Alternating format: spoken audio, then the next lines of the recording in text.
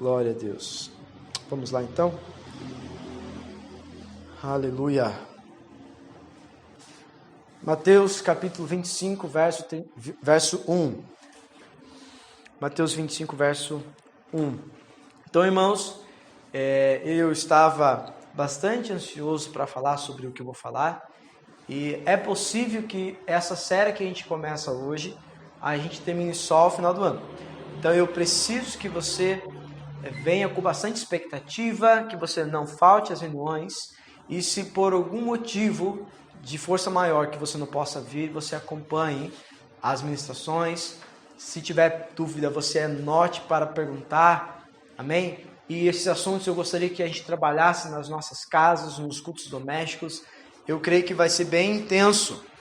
Pelo menos para mim, tem sido bem intenso o que eu vou compartilhar com vocês. Tá bom? Hoje é só introdução. Vocês sabem, vocês me conhecem, que eu gosto de introduzir. Eu quero fazer um pano de fundo. Eu quero deixar você contextualizado historicamente com o que nós vamos falar. E não foi bem de propósito, mas juntamente com a História da Igreja, vai casar o mesmo assunto, tá? Então, nós vamos estar estudando a História da Igreja, que vai ser praticamente, nós vamos estar falando também nos cultos, tá bom? Amém? Então, como que eu vou fazer? Só para você sintonizar no teu coração, na tua cabeça, como é que nós vamos fazer? Então, nós vamos começar fazendo a exposição de Malaquias. Marcelo, mas se é a exposição de Malaquias, por quê, Mateus? Porque hoje é a introdução. Hoje eu quero contextualizar para você o que nós vamos estudar, por que é importante que nós vamos ouvir. E vocês vão perceber a importância dessa mensagem para esse tempo. A mensagem que eu tenho para compartilhar com vocês é para este tempo, é para esta hora. É o vinho novo que o Senhor está começando a liberar. Ele não ainda está derramando muito. Ele está primeiro gerando em mim e você fome, sede, expectativa, desejo. Amém? Por aquilo que nós vamos falar. Então, na exposição de Malaquias, nós vamos ver praticamente 4 coisas. Quais são essas 4 coisas? 4 problemas que nós temos com Deus. 4 entendimentos errados sobre Deus. Amém? E se você experimentar da bondade do Senhor como eu tenho experimentado, Ele vai machucar você com essas palavras. Por quê? Porque o verdadeiro evangelho ofende a nossa moral, ofende a nossa dignidade, ofende a nossa humanidade, ofende a nossa espiritualidade, ofende aquilo que a gente acha que tem, acha que pode, a gente já conhece. Então, assim, essa série tende a literalmente remodelar a sua maneira de pensar Deus. Perceberam como é importante? Tá? E é uma mensagem tão... ela é tão do hoje, é a mensagem do agora, porque nós vemos realmente uma geração que não conhece o Senhor. Tá bom? Então, Malaquias vai fazer isso. Então, Malaquias nós vamos descobrir quantas coisas que a gente conhece erradas de Deus. Quantos pensamentos errados que nós temos sobre Deus. E, ao concluir Malaquias, nós então começaremos o segundo momento dessa série do conhecimento de Deus, que é respondendo cada uma dessas 4 coisas que nós conhecemos errado de Deus, vamos conhecer de maneira correta. Tá bom? E aí, sobre cada um desses 4 assuntos, é muito tempo para explicar, é muito tempo para ensinar, é muita coisa para aprender. Então, se você faltar um culto, é possível que você não entenda mais nada, é possível que você fique perdidinho. Então, por favor, tá bom? Entenda, vamos pensar uma coisa. Todo mundo crê que a Bíblia é a palavra de Deus? E se o teu pastor está dizendo que a palavra de Deus que ele está dando para nós hoje é a palavra que ele tem para nós hoje, fica mais pesado, não fica? E a Bíblia diz, se ouvires a voz do Senhor, não endureça o vosso coração. Então, deixa eu falar uma coisa para vocês vão perceber isso aqui em Malaquias. Terrível coisa é ouvir algo do Senhor quando é uma palavra para o hoje e você não conseguir corresponder. Terrível coisa. É como um rolo compressor. Passa por cima. É como uma carreta que passa por cima da bicicleta, ele nem sente nada. No máximo, você fala assim, isso aqui, eu escutei um barulho, não é nada. Tá? É exatamente isso. Então, é muito pesado quando o Senhor decide revelar a sua palavra. Tá? É muito pesado essa palavra para nós. Por isso que eu fiquei relutando para quando começar ela, tá? E por isso que hoje é só a introdução. Vocês estão entendendo, irmãos? Então, fique atento, preste atenção. Eu preciso que você realmente se dedique, que você venha com muita expectativa, com muita sede, ok? Deixa eu contar para vocês um pouquinho a experiência que Deus me deu para que você entenda como é difícil Deus encontrar um coração que ele possa repartir e compartilhar uma mensagem da sua palavra. Então, há 4 anos atrás, acho que há 4 anos atrás, ou 5, já não sei mais, mas como se fosse 4. Eu entendi algo da parte do Senhor em João capítulo 14. A palavra do Senhor falava que Ele é o caminho, a verdade e a vida. E o Senhor começou a me mostrar que nem todos conhecem essas 3 partes de Deus. Alguns conhecem só o caminho, outros já conhecem a verdade, mas muitos poucos já experimentaram da vida de Deus. Muitos poucos experimentam do Santo dos Santos. Muitos nunca nem entraram ali. Tá? E aí eu liberei uma palavra sobre a igreja, e não só em um lugar, em pelo menos 3 lugares, sobre a pia de bronze. E essa mensagem ela foi tão pontual, é a palavra de Deus para a época, para o dia. E nem eu entendia como era importante aquela palavra. Quando eu estava retornando de uma das reuniões que eu fui ministrar em outro lugar, no carro o Senhor falou comigo, hoje você acessou algo diferente, hoje você acessou algo maior. Só que para você permanecer neste lugar, ou para que você avance a partir deste lugar que você atingiu, você vai precisar passar por um processo. E tudo dirigindo. E esse processo vai ser reaprender tudo. Você vai reaprender tudo. Porque aquilo que eu quero trabalhar com você a partir de agora, a bagagem que você tem não é suficiente. O que você sabe não é suficiente. E pelo contrário, muitas coisas que você sabe não é verdade sobre mim. Muitas coisas que você aprendeu não é sobre mim. Muitas coisas que você aprendeu não tem nada a ver comigo. E como você atingiu um lugar, para que você continue a partir deste lugar, eu vou precisar te reensinar. Amém? E continuei dirigindo. Quando eu dormi e eu acordei, eu literalmente, difícil de explicar o que eu vou falar, mas eu literalmente não sabia mais nada. Eu não sabia orar, eu não sabia ler a Bíblia, eu não sabia o porquê que tinha que ler a Bíblia, o porquê que tinha que orar. Eu só sabia que eu precisava continuar fazendo, como se fosse no automático, sabe? Então eu comecei a ir para o culto sem ter motivação para ir para o culto. Eu continuei discipulando sem saber o que eu estava fazendo. Eu fiquei lutando comigo, falei assim, eu preciso acabar com as células, eu preciso acabar, mas não tinha ninguém para passar e eu fiquei fazendo sem querer fazer. Eu continuei depois ainda mais um ano trabalhando com as crianças, sem motivação, sem querer fazer, sem desejo de fazer. Eu literalmente não sabia mais quem era Deus. E aí, tenta imaginar a crise que eu não fiquei. E eu orava e eu não sabia para quem eu estava orando. Eu sei que pode ser difícil entender o que eu estou falando. Okay? E chegou um dia que eu, orando, sem saber para quem eu estava orando, e sem saber o porquê que eu precisava orar, é como se Deus falasse assim comigo.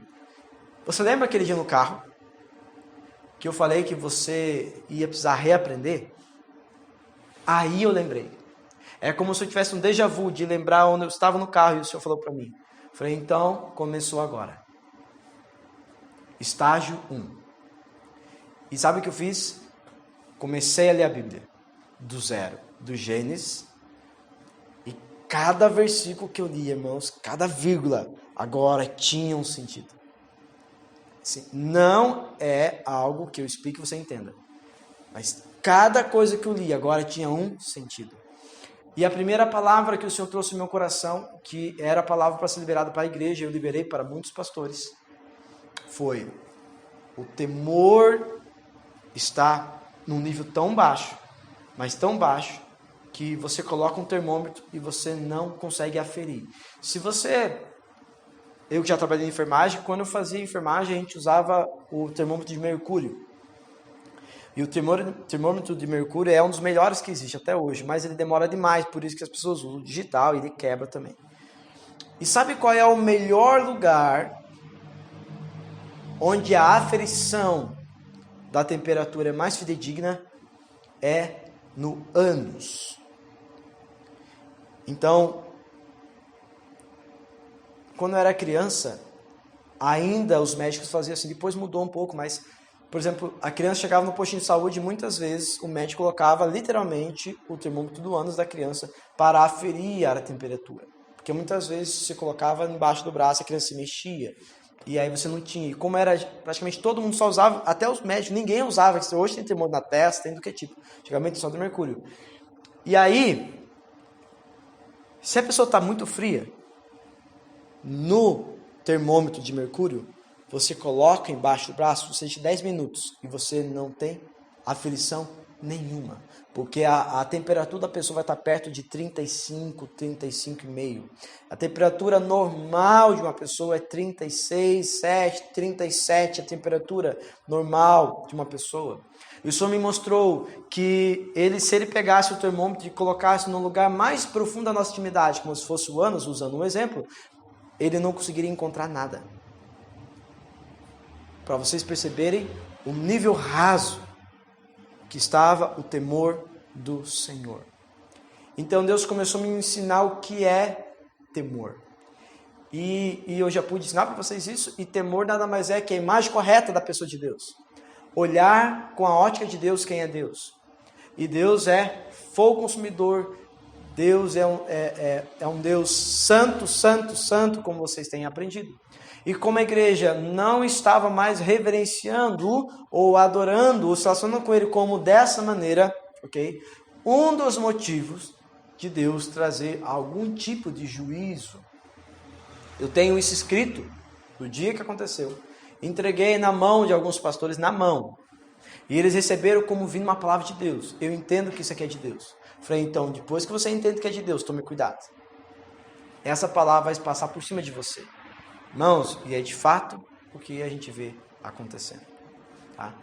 E só que depois de o Senhor então restaurar o meu temor para com Ele, eu passei por um processo de reavivamento.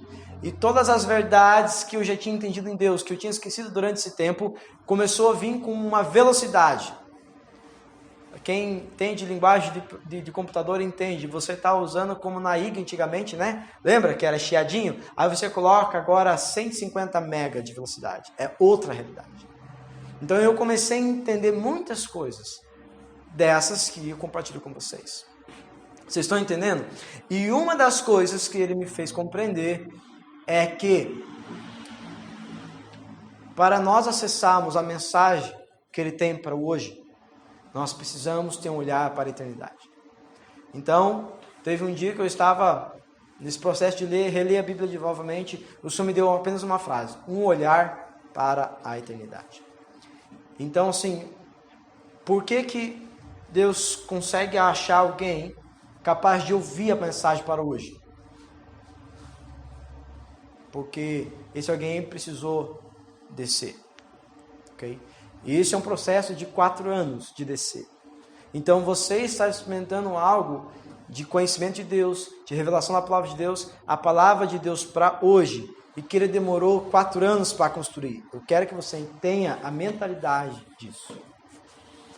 E que você entenda que essa palavra, ou ela vai trazer vida para você, ou ela vai matar você, literalmente. Porque não tem como ser diferente. Uma palavra que venha do Senhor, ela traz bênção ou maldição. Uma palavra do Senhor para os nossos dias, ou ela vai te conduzir para viver o propósito eterno, ou ela vai acabar com você, literalmente. Tá? E eu já vi isso acontecer algumas vezes, e a última vez compartilhei com vocês, que foi a mensagem sobre o temor do Senhor. Só para vocês perceberem como é importante essa palavra que nós estamos compartilhando. Como é importante nós entendermos de maneira profética e bíblica que tempo que nós estamos vivendo. Porque Deus quer construir a partir dessa palavra. Essa palavra não é todo, ela é apenas a base para o que Ele vai construir na nossa geração, irmãos. Ok? Vocês estão entendendo? Se você quer construir um prédio muito alto, você precisa de um alicerce ou de um fundamento muito profundo. Amém? E como Deus vai construir algo muito profundo na nossa geração, creia nisso. Se você não crê, eu creio por você. Ok? Deus precisou fundamentar. Ele está fazendo isso ainda. Ele está nesse processo ainda. Não terminou. Mas eu quero mostrar para vocês que a palavra que nós vamos trabalhar esse ano é apenas o alicerce para aquilo que Ele vai trabalhar em cima. Amém? E o que acontece se você vai construir um prédio de 10 andares sem um fundamento? Cai. É exatamente isso que vai acontecer. Vai cair, vai desmoronar. E a gente já tem visto isso acontecer. E a gente vai ver muito mais. Mas tem uma coisa que eu vou falar para você. Nos próximos anos nós vamos ver muitos irmãos crescendo no Senhor. A gente vai ver um monte abandonando o Senhor. Um monte de penca. Tá? A gente vai ver a igreja sendo gloriosa, cheio do poder, querendo ir, querendo gastar sua vida, querendo morrer pelo Evangelho. Mas vai ter um monte que não vai aguentar. Tá? Tem um monte de gente que vai abandonar a fé, literalmente. Como a gente já tem visto acontecer, né? Mas muitas pessoas que já abandonaram a fé, elas nunca estiveram na fé. Elas estavam no oba-oba, elas estavam no gospel, né? Elas estavam no programa, elas estavam no sistema, elas estavam naquilo que trazia benefícios para ela. Okay? Mas estou falando de pessoas que estavam enganjadas mesmo na igreja. Não vão aguentar, porque o Deus que elas conheciam não é necessariamente o Deus da Bíblia. Consegui deixar um pouquinho vocês curiosos? Um pouquinho? Amém? Mateus 25, verso 1.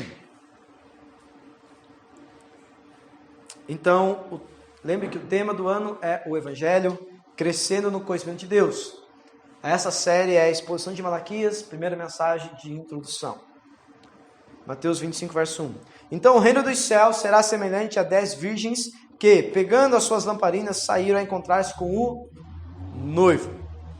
5 delas eram imprudentes, 5 prudentes. As imprudentes, ao pegar as suas lamparinas, não levaram óleo consigo, mas as prudentes, além das lamparinas, levaram óleo nas vasilhas.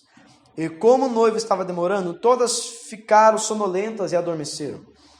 Mas à meia-noite ouviu-se um grito: eis o noivo, saiam ao seu encontro. Então todas aquelas virgens se levantaram e prepararam suas lamparinas. E as imprudentes disseram às prudentes: deem a nós um pouco de óleo que vocês trouxeram, porque as nossas lamparinas estão se apagando. Mas as prudentes responderam: não, porque então vai faltar tanto para nós como para vocês. Vão aos que o vendem e comprem óleo para vocês. E, saindo elas para comprar, chegou o noivo. E as que estavam preparadas entraram com ele para a festa do casamento. E fechou-se a porta. Mais tarde, chegaram as virgens imprudentes, dizendo: Senhor, Senhor, abra a porta para nós. Mas o noivo respondeu: em verdade lhes digo que não as conheço. Portanto, vigiem, porque vocês não sabem o dia nem a hora. Amém? Agora avance para Apocalipse capítulo 19, verso 5.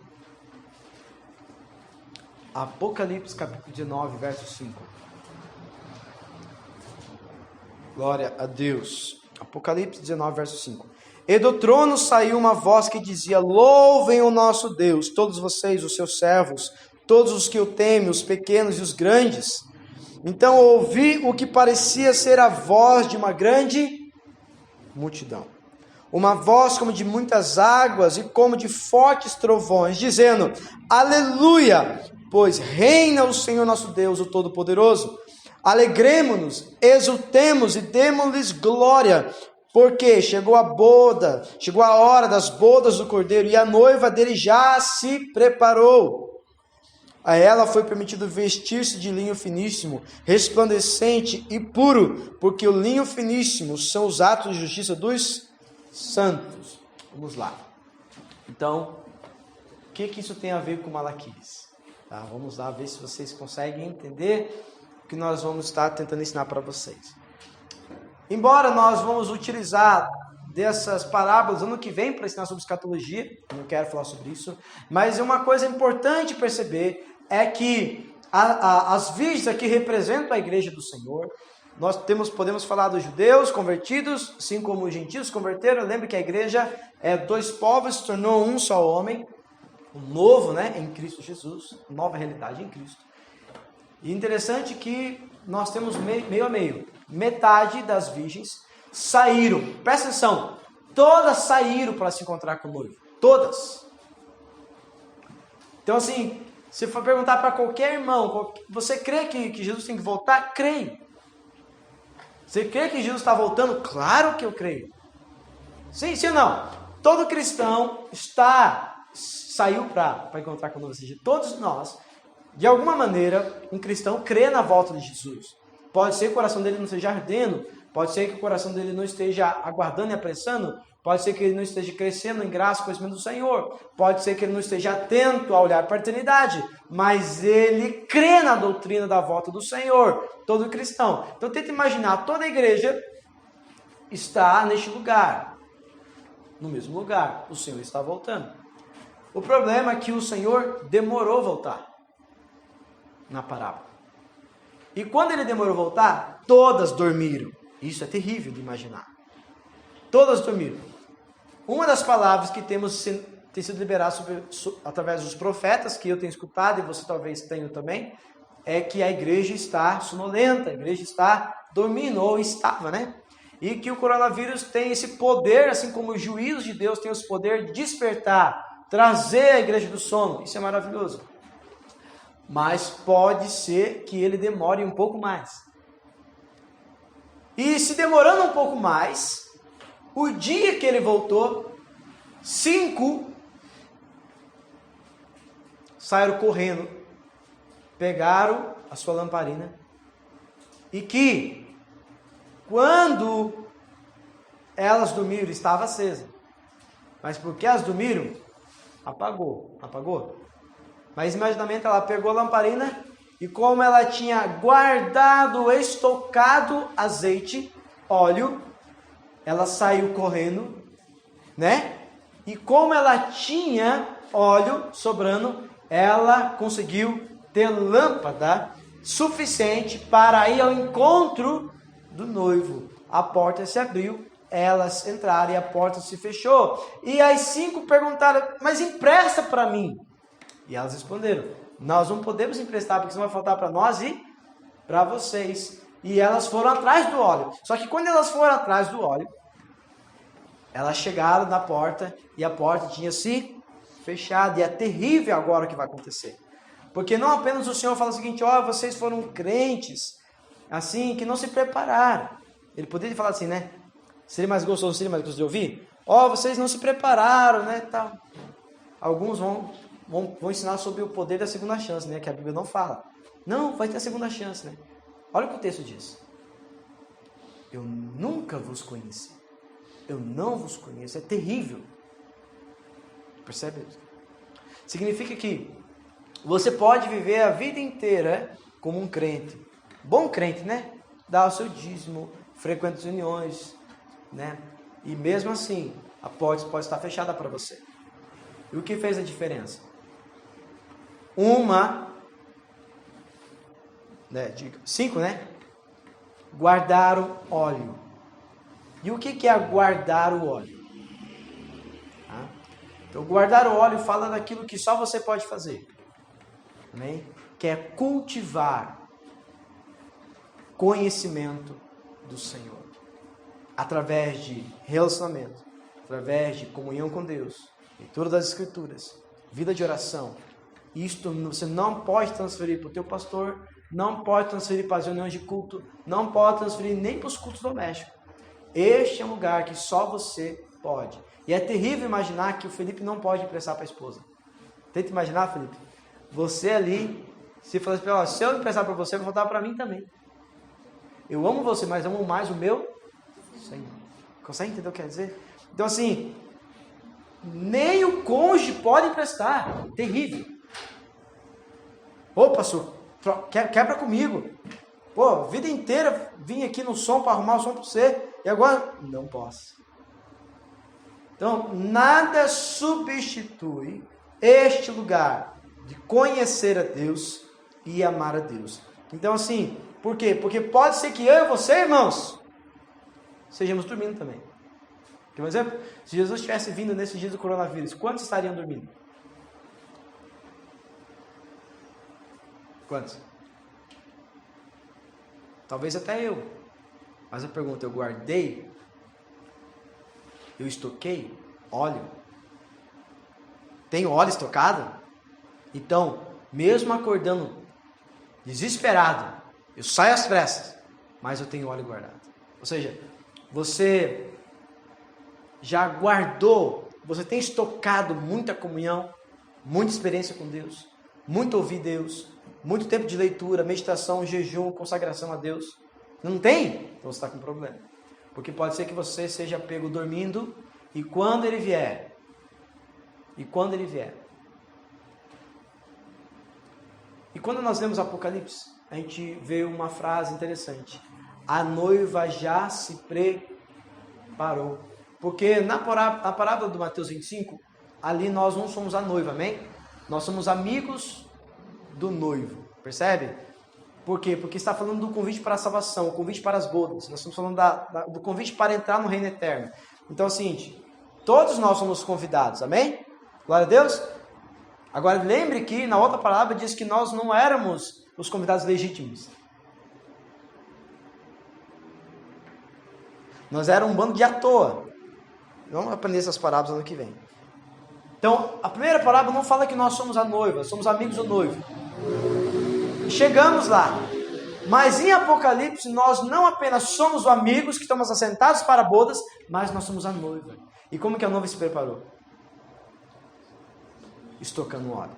Tá? Então, a palavra profética que se tem se liberado sobre a igreja brasileira é tempo de preparação.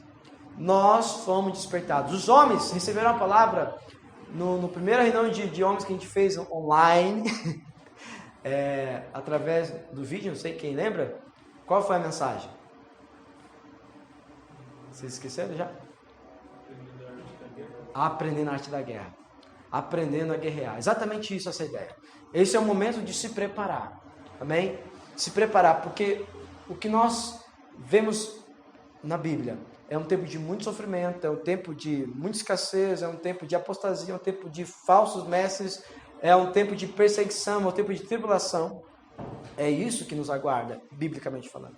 Okay? E nós vamos nos preparar. Então lá, a igreja precisa entender isso. Tá? Esse é o tempo para a igreja, o tempo de se preparar. Amém? E qual a melhor maneira que você nos preparamos? Estocando óleo. Ok? Não é que nem os americanos fazem, né? Faz aquele bunker. Né? Claro que muitas deles fazem por causa do tufão, por causa, né, que tem lá mais os tornados, né? Mas muitos deles fazem o bunker para estocar comida mesmo. Não é disso, tá? Por favor, é de estocar comunhão. Lembre que o sacerdote era responsável por manter as lâmpadas acesas. Porque sem lâmpadas acesas, ele não conseguia ver e enxergar absolutamente nada no lugar santo.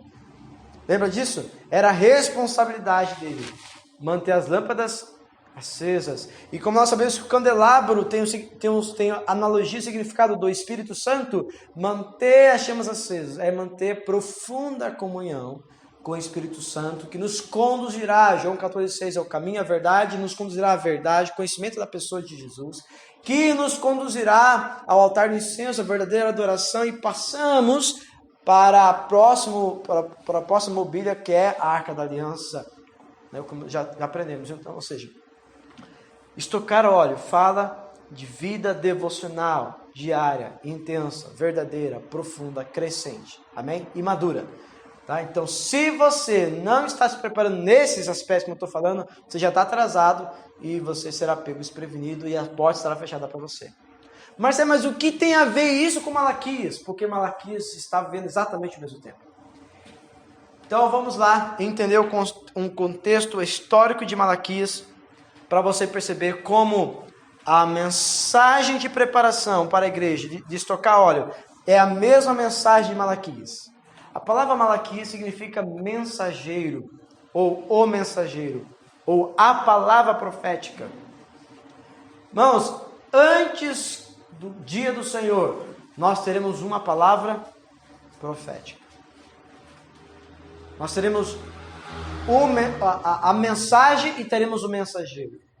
Amém? E nós sabemos que a igreja foi chamada para ser o mensageiro. Amém? A igreja, ela é em si o mensageiro. E a igreja agora não é mais uma pessoa, mas o corpo místico de Cristo. O corpo orgânico de Cristo vai receber a palavra. E essa palavra será liberada. E essa palavra que eu estou compartilhando com vocês é a palavra liberada hoje para a igreja.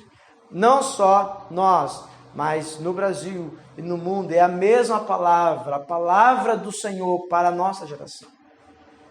Vocês estão entendendo? Então Malaquias, e agora quem não prestou atenção nas séries dos estudos vai ter dificuldade. Malaquias foi escrito aproximadamente no ano 430 a.C. Por que isso vai estar andando em concordância com a série de estudos sobre a história da igreja? Porque nós vamos começar estudando sobre a história da igreja com os 400 anos de silêncio de Deus, que foi o período de Malaquias até João Batista ou até Jesus. Já reparou que na tua Bíblia você tem o livro de Malaquias, aí você tem o Novo Testamento e começa com Mateus. Você sabia que esse intervalo durou aproximadamente 400 anos? Quem sabia? Ou quem não sabia?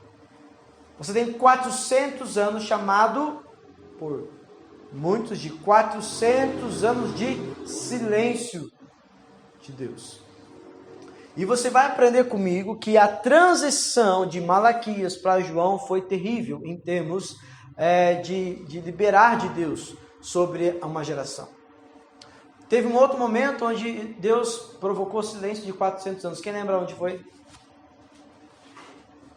No Egito. O povo entrou com 70 pessoas através de José, e quando eles saíram, eram centenas de milhares ou milhões de pessoas, depois de 400 anos de silêncio também. Ok?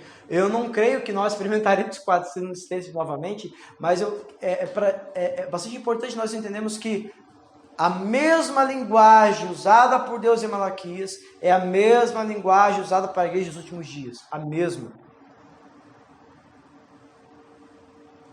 Vocês estão entendendo um pouquinho?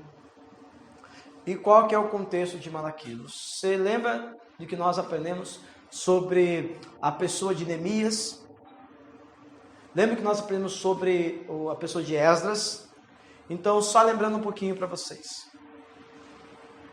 O último rei, considerado o último rei bom, o último rei justo da era dos reis, foi Josias. E Josias experimentou um grande avivamento na sua época. Lembra o que é avivamento? Avivamento é o retorno para o Senhor. Avivamento é quando Deus volta a ser o centro. Amém? E qual é a ferramenta que Deus sempre usa para trazer reavivamento? O retorno para as Escrituras. Se você lembra exatamente o dia que o Senhor me tocou com essa palavra mais uma vez, lá na casa do Jair. Nós estávamos estudando sobre Josias, né? E a Bíblia diz que ele revirando os escombros, ele encontrou a palavra. Provavelmente, o livro de Deuteronômio, como foi falado pelo nosso irmão na terça-feira. E a Bíblia diz que aquilo incendiou o coração dele. E lendo e colocando em prática novamente a palavra, experimentou um grande avivamento. E quem Deus usou então na época do rei Josias para trazer a palavra profética? Um homem chamado Jeremias. E Jeremias é um grande profeta. Você sabia que Jesus mencionou Jeremias mais do que qualquer outro profeta na Bíblia? Jeremias também é o maior livro profético da Bíblia. Jeremias é um livro a ser estudado. Se você nunca fez, faça nesses dias, vai te ajudar bastante. E Jeremias, você vê a palavra do Senhor bem assim, ó. Tenta imaginar. Josias está experimentando um avivamento. Entendeu o que é avivamento? Deus. Aí Jeremias recebe uma palavra. Eu vou levar esse povo para o cativeiro. E esse povo vai ficar 70 anos escravo por causa da sua idolatria. E também porque não deixou descansar os sábados. Ok? 70 anos. Agora tenta imaginar você. Senhor, mas nós estamos experimentando avivamento. Como que o Senhor traz uma palavra de juízo? Tá? Então, tenta imaginar nós. É possível que nós, como igreja local, experimentemos um nível profundo de avivamento como igreja local. E Deus dá uma palavra profética. Mas o Brasil experimentará juízo. Vocês são brasileiros? Estarão juntos. Entendeu a ideia? Vocês estão experimentando avivamento, Josias, com Judá. Mas o povo já me abandonou faz tempo. O seu coração é de outros deuses. Okay? E realmente morre Josias. E aí o filho de Josias, se não me engano, Jeoaquim, depois o filho de Jeoaquim, se não me engano, Ezequias. E Jeremias profetiza em cima de todos. E a profecia de Jeremias foi tão terrível que os reis falavam assim, não, tragam um profeta melhor, esse profeta não serve. Porque ele só profetiza coisas contra nós. E aí, ele é preso, ele sofre um pouquinho. E aí tudo que ele profetizou acontece. E eles vão para o cativeiro e ficam quanto tempo mesmo no cativeiro? Não lembram? 70 anos. Quem Deus usa na Babilônia para entender o tempo profético, e entendendo o tempo profético, entra num aspecto de intercessão para ter a palavra profética. Quem lembra? Daniel. E quem Deus usa para fortalecer o povo que estava sofrendo cativeiro na Babilônia? Ezequiel.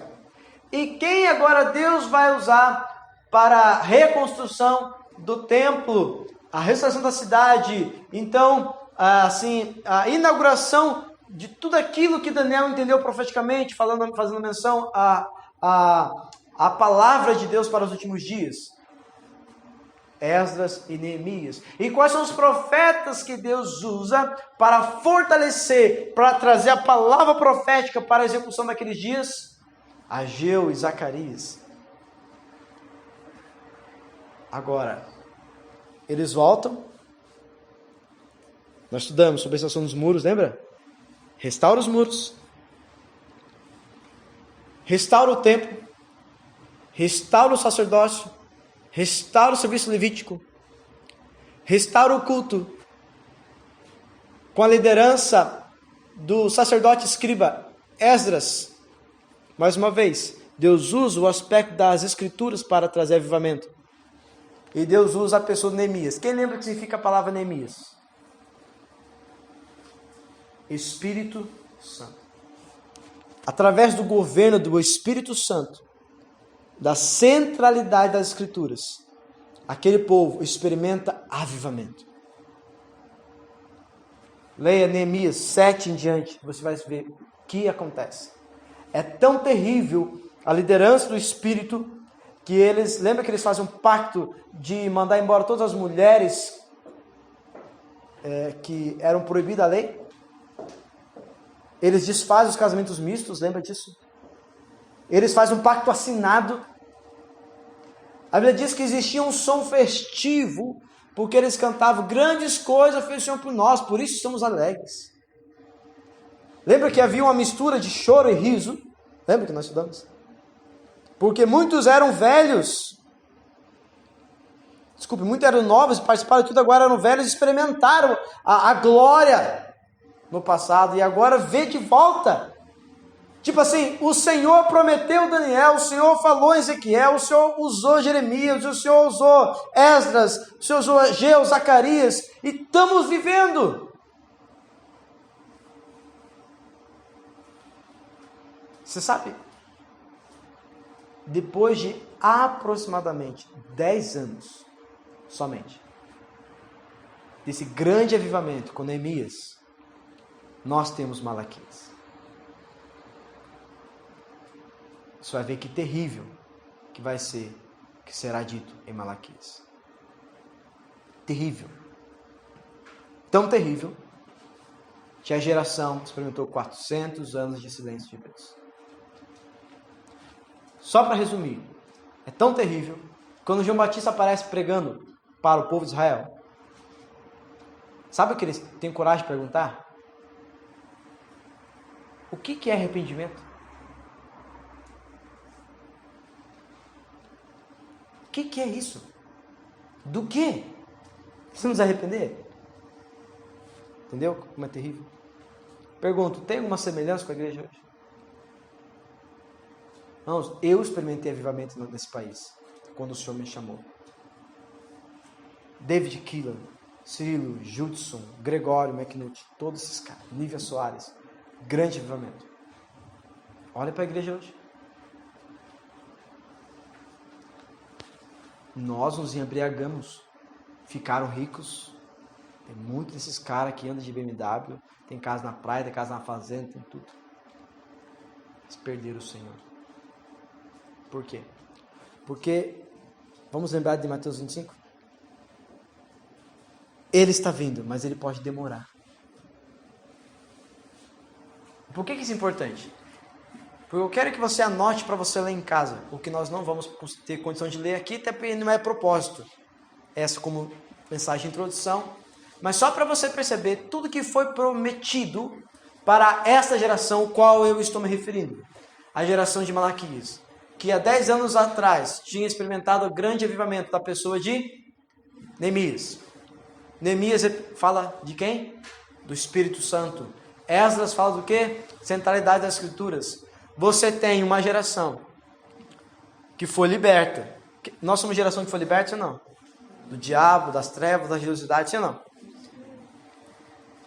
Uma geração que experimenta a liderança do próprio Espírito. Quem que recebe a liderança do próprio Espírito depois? A igreja apostólica, né? Em Atos capítulo 2, não é verdade? Presta atenção. Olha o que ele experimenta. E depois de somente 10 anos. O que é 10 anos? Depois? Não é nada. Ou seja, eram praticamente as mesmas pessoas. Entendeu isso? Tenta imaginar, você estava ali reconstruindo os muros. Lembra tudo que eles experimentaram? Nós estudamos isso. Depois, tudo que eles experimentaram, o envolvimento, a liderança do Espírito Santo, a reconstrução de tudo. Vocês vão perceber que tantas palavras de Deus liberadas, tantas promessas de Deus, é tipo assim, nós estamos experimentando avivamento, o Messias virá agora. Entendeu isso que eu estou falando? Por exemplo, se você estiver anotando, o resumo de todas essas profecias que você vai... O resumo. Do resumo do resumo. Para os pais preguiçosos, estou brincando. É um bom resumo para você anotar. É Daniel 9, 24 a 27. Só 3 a 4 versículos. É o resumo de tudo que eles esperavam, que Deus liberou. E estava acontecendo. Tudo que Deus deu para Daniel estava acontecendo na geração deles. Entendeu isso? Tudo. Restauração do templo. Agora, mesmo eles debaixo do governo do rei da Pérsia, eles tinham liberdade de cultuar. Lembra que o rei Dário, ou Dario, deu dinheiro para eles se reconstruírem? Isso não é avivamento? O governo ímpio está dando dinheiro para a gente reconstruir. Tenta imaginar um negócio desse. E tudo que Deus falou através de Daniel está acontecendo. O que também foi falado por Ezequiel, também está acontecendo. Ezequiel, sabe o que ele falou? Ei, Ezequiel, fale para eles que não é nem por força, nem por violência, mas é pelo meu espírito. Sabe essa palavra que a gente usa?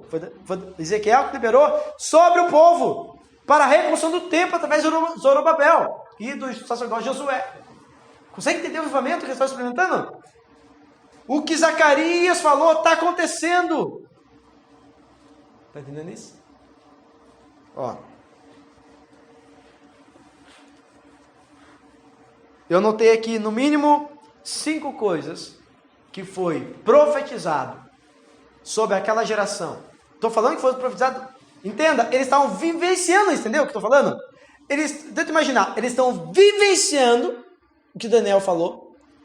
Eles estão vivenciando o que os profetas falaram. Então, tipo assim, o profeta fala hoje, daqui 100 anos não vai acontecer, né? Não, eles estavam vivenciando.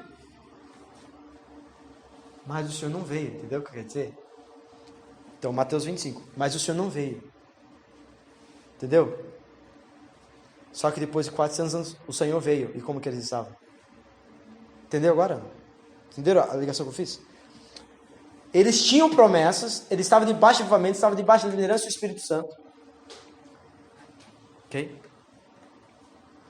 Mas depois de 400 anos, o Senhor veio. E quem recebeu ele? Eles não conseguiam nem saber o que era arrependimento. Entendeu o que eu estou falando? Ou seja, assim como Mateus 25, nós também somos daqueles que estão aguardando a vinda do Senhor. Mas pode ser que ele demore. Entendeu o que eu estou falando? E se ele demorar, você vai ter estocado azeite, estocado óleo, para quando ele voltar? Amém? Amém ou não amém? Amém. Anote, se você quiser anotar para ler em casa, é bom anotar. Ageu, capítulo 2, verso de 1 a 9. Ageu dá para ler inteiro, não são só 2 capítulos, né? Mas anote a referência. Ageu 2, do 1 a 9. Sabe o que ele promete? Ele promete que o templo receberia uma restauração de glória. Lembra daquele texto que a glória da última casa, a glória da segunda a última casa seria maior do que a primeira? E como que foi a glória do templo de Salomão quando foi inaugurado? Eles não conseguiram nem entrar. Lembra que nós estudamos sobre isso, uma restauração do culto, estudando sobre crônicas, lembra? E a Bíblia diz que Salomão fez exatamente como Deus tinha dado para Davi. E a glória do Senhor encheu. A Bíblia diz que não houve tanta glória como nos dias de Salomão. E a Bíblia diz que nos dias que eles estão vivendo de Esdras e Neemias, a glória do último tempo seria grande, seria maior. E agora eles estão vendo a restauração do templo. Entendeu o que eu estou falando? Então eles têm palavra profética para esperar? Eles têm palavra para se reafirmar? Eles têm palavra de Deus para ficar firmes? Tem. Diz assim. A glória. Tá? Então fala, uma das palavras proféticas era a glória do templo. Ezequiel, do 40 ao 44, tudo homens de Deus que Deus usou na época. Ok? E Deus está fazendo a mesma coisa hoje.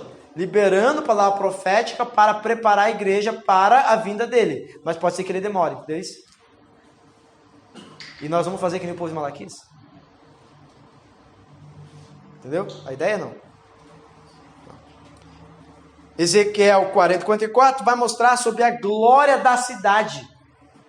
Deus prometeu que a cidade de Jerusalém receberia avivamento, receberia glória como nunca. Meu Deus, a glória da época de Davi era. Ele diz que não tinha inimigos para Davi. Ele experimentava um tempo de paz em todos os lugares, as pessoas se borravam de medo de enfrentar Davi. E a glória que você vê em Ezequiel é maior. Tá? Tente imaginar as palavras que receberam. Experimentando o avivamento do Espírito Santo, experimentando a centralidade das Escrituras com Esdras. Entendeu isso? Com palavra profética. E agora? Esses textos, eles receberam na época, entendeu? Estava vivo aquilo para eles. Anotaram?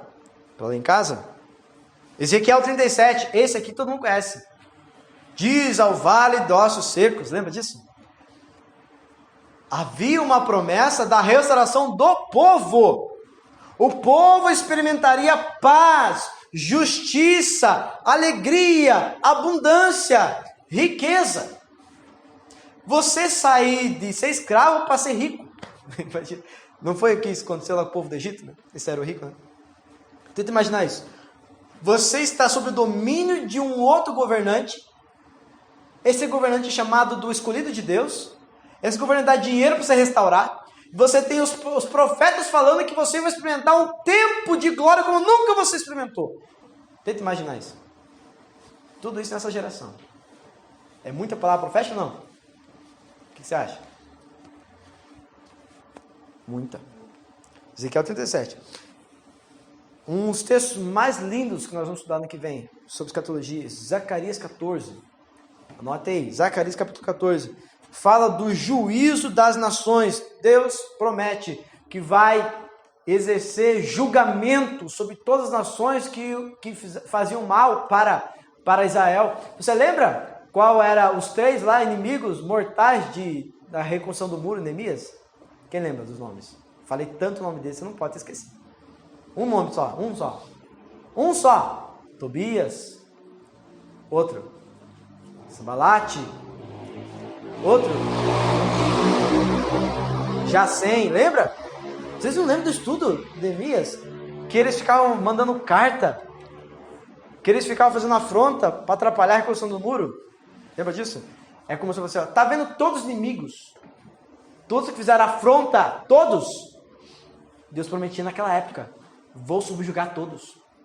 Você lembra como foi a promessa em 2 Samuel capítulo 7 para Davi? Quando ele falou que traria um rei e o rei dominaria sobre todas as outras nações? Lembra disso?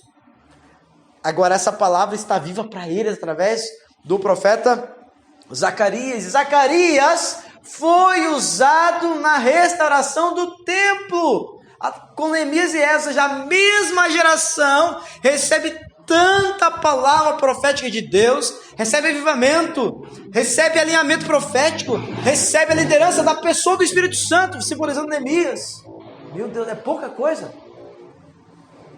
Depois de 10 anos, vocês vão estudar comigo Malaquias para você perceber o que aconteceu.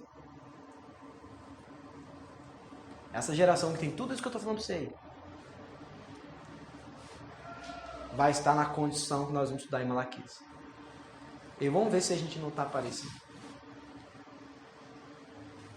Amém? É essa a ideia. Você perceber que a palavra de Deus para hoje, contextualizando com o que Deus liberou sobre aquele povo, não, vocês vão perceber quão terrível é o lugar que nós precisamos nos arrepender. E o último, Zacarias 14:9, é um texto maravilhoso que fala sobre a promessa do rei. Amém? Então é o seguinte, de tudo ele estava experimentando um pouco. Ele estava experimentando um pouco das glórias do novo tempo, sim. Mas era maior do que o primeiro? Era maior do que o primeiro? Por que não era maior que o primeiro? Só uma coisa já responde. Por que não era maior que o primeiro? Hã? Porque não era maior, também. Verdade, assim, em termos de tamanho, né? Não era maior. Por exemplo, o de Herodes era maior que o de Salomão, mas não é ainda. Tanto que ele foi destruído, né? Qual que é o... Só para vocês lembrarem, irmãos, que a glória do último tempo veio no corpo místico de Cristo, em Atos capítulo 2, tá bom? O Espírito Santo veio sobre a igreja, o tabernáculo de Deus entre os homens, tá? Então se cumpriu, tá? Mas assim, por que eles não estavam experimentando a glória de Ageu? Que falou, promessa do Ageu, né? A glória da última casa. Porque não tinha a arca da aliança. Não faz toda a diferença? Não faz, vocês não lembraram? Lembra que foi perdido a arca da aliança? Nunca mais encontraram? Tá?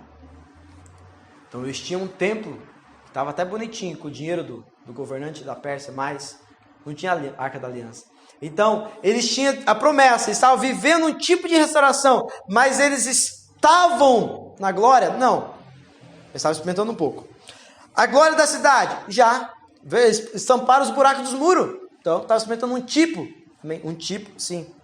Eles estavam experimentando a glória do povo? Sim. Leia Neemias e Esdras para você perceber. O povo começou... lembra que lá no muro mesmo, alguns estavam, né, querendo usurpar o outro, né? Aí Deus disse, não façam isso, perdoa as dívidas. Eles perdoaram as dívidas uns dos outros, lembra disso? Eles começaram a experimentar um tempo de prosperidade. O juízo das nações, um pouquinho também acontecia, glória do povo. Agora, o último, a vinda do rei. Não. Eles não poderiam experimentar isso. Eles estavam experimentando um pouquinho de todas as promessas. Mas a promessa que eles não tocaram era a vinda do Messias, a vinda do rei. Mas eles estavam aguardando? Sim. Mas ele demorou 400 anos. Entendeu o que eu estou dizendo agora ou não? Vocês entenderam ainda? Eles tinham a promessa. Mas demorou quanto tempo? 400 anos. Tá? Claro que agora na história da igreja a gente vai perceber o que aconteceu nos 400 anos. Tá?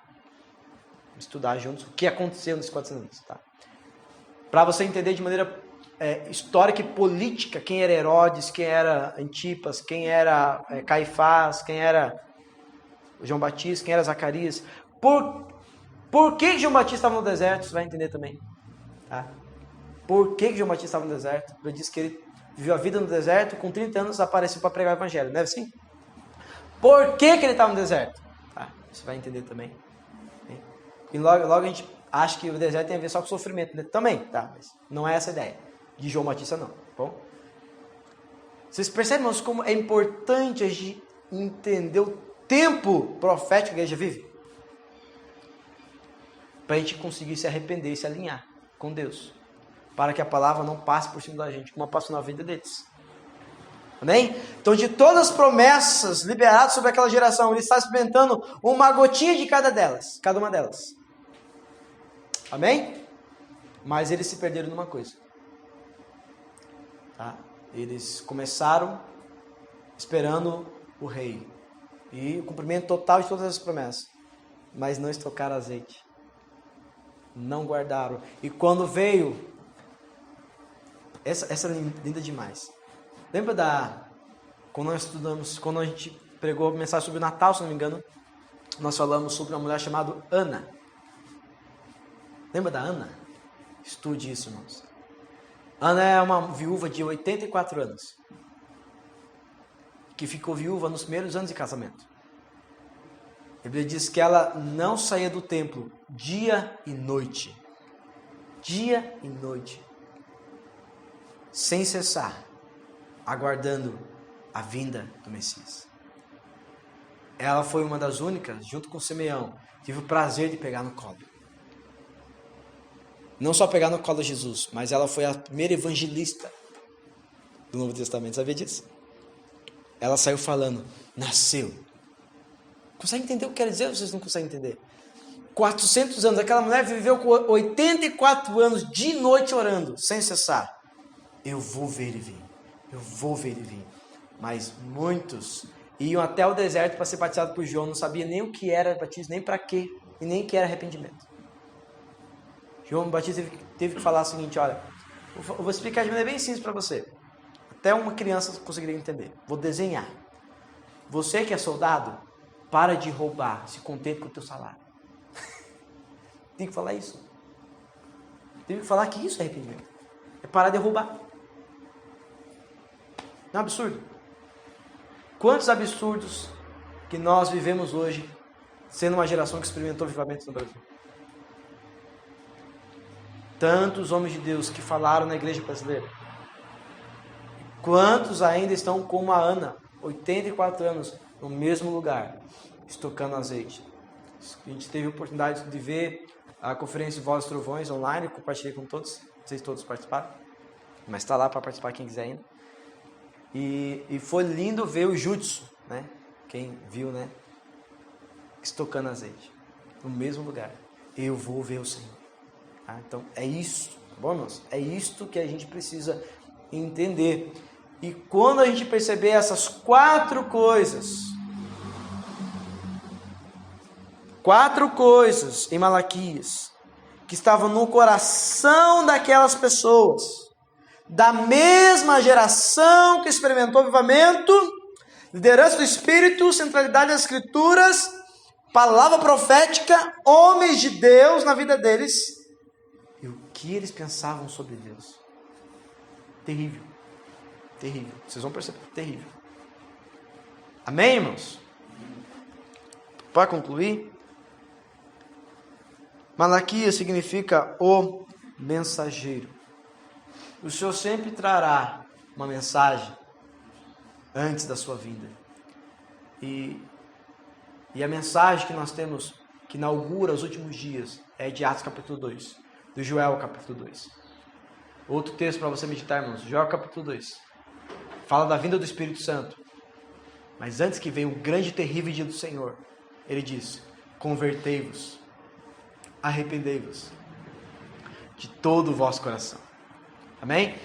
Então, a mensagem profética para a igreja é sim de bênçãos, é sim de tudo isso aí, amém? Tudo vai acontecer. Mas não pensamos e imaginamos que vai acontecer sem que haja antes arrependimento. Sabe qual é a palavra de Malaquias para aquela geração que eu estou me referindo a você? Se arrependam. Se arrependam. E ele termina profetizando, você vai ver. Antes que venha o grande e glorioso dia do Senhor, eu enviarei um outro mensageiro. Quem é? João Batista. Vinha o Senhor. Mas antes que venha o Senhor na sua segunda vinda, eu enviarei um outro mensageiro. E quem é esse outro mensageiro? A igreja profética. Que vai entender, que vai se arrepender e que vai aguardar, estocando azeite. Para que quando ele venha, não sejamos como aqueles que estavam dormindo, ainda que estocando azeite. Que possamos ser aqueles que estão dizendo, eis o noivo. Tem alguém que não dormiu. Tem alguém que ouviu ele vindo e disse, eis o noivo, ele está vindo. Eu quero ser a igreja que não vai dormir, mas que vai dizer, eis o noivo. Alguém que tem a mensagem profética para essa geração. Amém? Como dizia o Gregório, alguém está ouvindo? Amém, irmãos? Eu entendo que, como o Júdice falou, que com a morte do nosso Gregório, uma chave virou. Só que eu não sei se foi para o bem, entendeu? E talvez, assim como Josias, é melhor que Josias morreu antes de ver o cativeiro. Ele morreu antes, irmãos. Eu penso que talvez o Senhor tenha recolhido o nosso Gregório, para ele não ver o que nós estamos vivendo hoje. Onde chegou a igreja. Eu penso que às vezes Deus levou ele, para ele não ver. Entendeu isso? Porque o Josias experimentou o grande avivamento da sua época e morreu antes de ver o povo indo para o cativeiro. Morreu novinho, jovenzinho. Experimentou o avivamento e o Senhor levou para ele. Eu creio que o Gregório experimentou algo muito precioso na nossa geração. Eu creio que o Senhor levou ele, para ele mesmo. Talvez ele não suportaria ver a igreja hoje. E eu acho que era muito pro coração dele. Tá bom, irmão? Vocês recebem a palavra profética? Então, assim, nós vamos estudar sobre quem é Deus. E essa palavra vai machucar você. Por quê? Porque a pessoa de Deus fere a nossa humanidade, fere a nossa dignidade, fere os nossos pensamentos, tá? Amém? Então, se prepare para ser ofendido pelo amor de Deus.